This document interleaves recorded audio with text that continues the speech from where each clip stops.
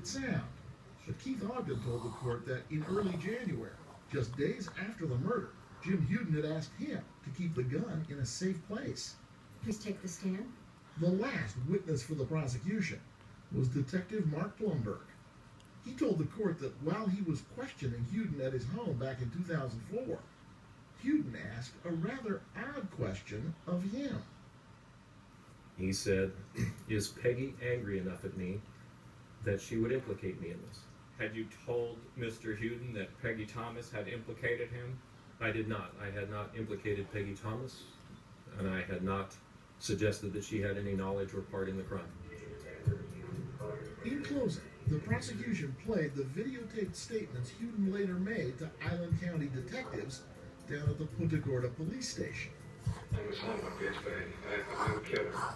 I'm a son of a bitch. That would be the only time this jury heard the sound of Jim Huden's voice during this trial.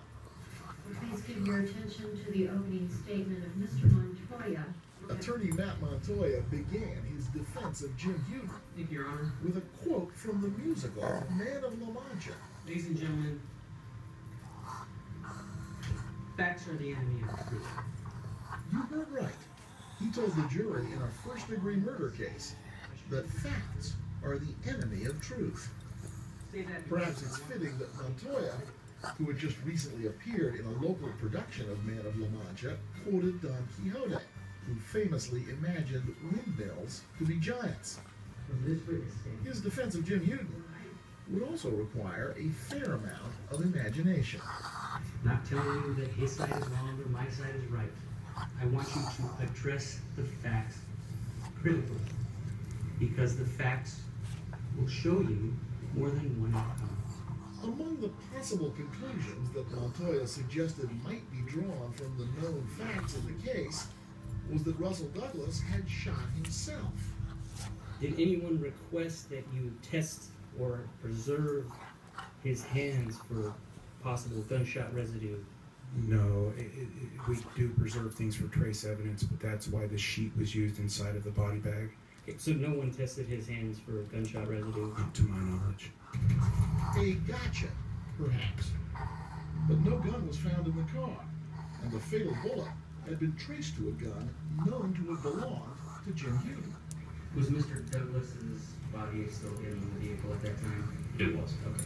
Next, Montoya suggested Russell Douglas was killed somewhere else, perhaps by someone other than Jim Huden, and then placed in the car at the crime scene. And I'm not finding any blood of any sort. A blood spatter expert named Dr. John Nordby was called to testify in support of that theory. According to Dr. Nordby, the car's interior should have been covered in blood, if that was where Russell Douglas had been shot.